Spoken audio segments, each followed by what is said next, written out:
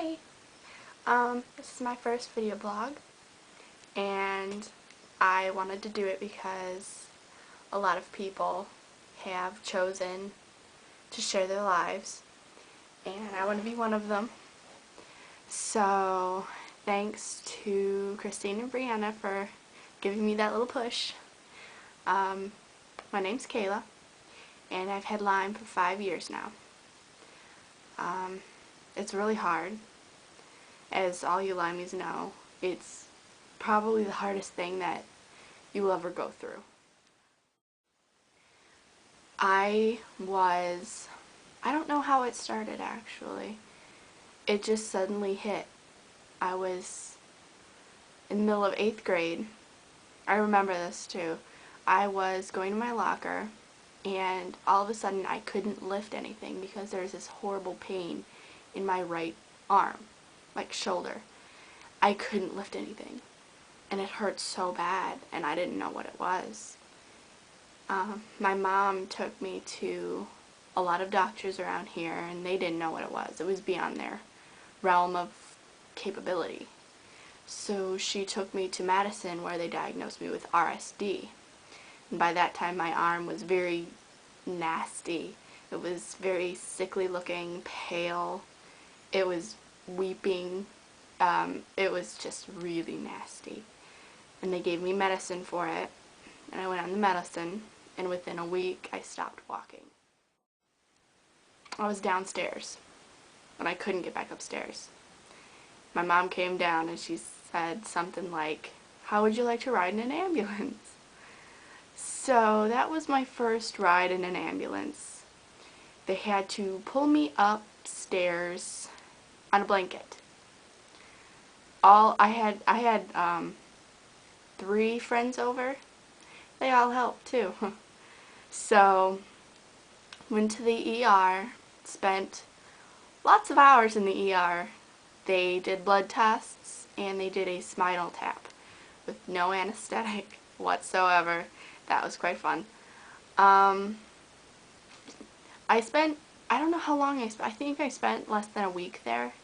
They diagnosed me with Guillain-Barré because they thought the paralysis was going up slowly. They transferred me to a rehab center.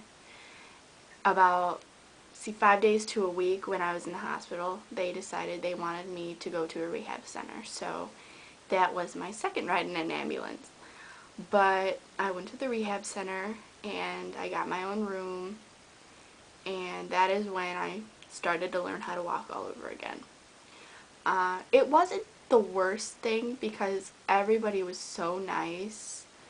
I loved all the nurses, all the attendants. They were so fun. I guess my room was the hangout room when everyone went on break. So I was there for about 3 months, and when I left, I was walking, but it was hard. It was very hard to walk, and it fatigued me very much, and I was still in a wheelchair. And that was March of '04.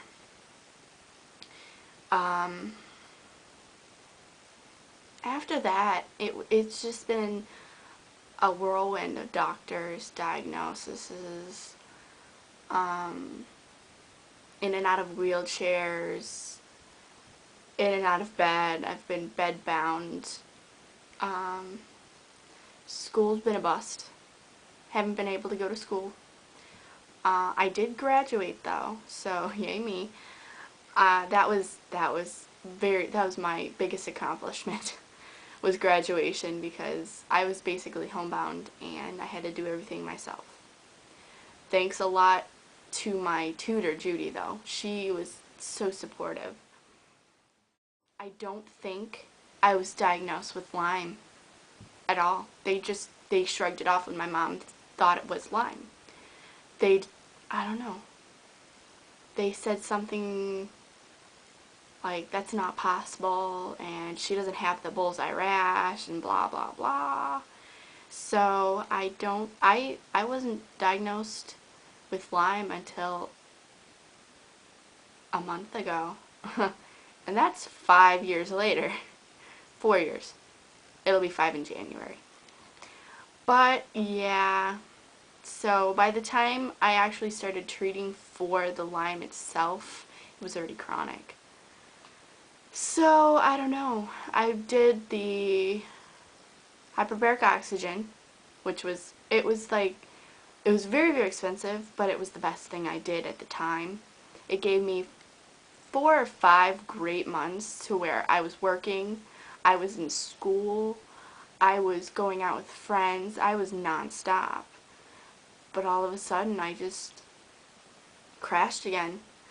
There were warning signs like a week before, but I chose to ignore them because I didn't want them. And one Friday I just didn't get up again, which was very hard. I had to drop college after, what, a month? I had to quit my job after 3 months. And I've been off and on ever since. I've just been really sick. I don't know what it is. And it's really hard.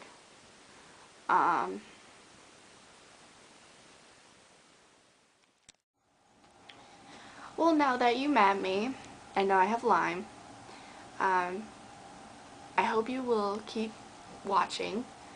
I plan on doing a lot more videos, tracking my progress, telling you what I think. It's basically therapy for me, because writing doesn't work. I'm not musically talented. Blogging is for some people, but I'm not much. It doesn't really release emotions. I can't. Sometimes I can exercise, sometimes I can't, so I can't depend on that. So hopefully this will help, and it will help other people. That's about it. I will continue whenever something happens. So, thanks for watching.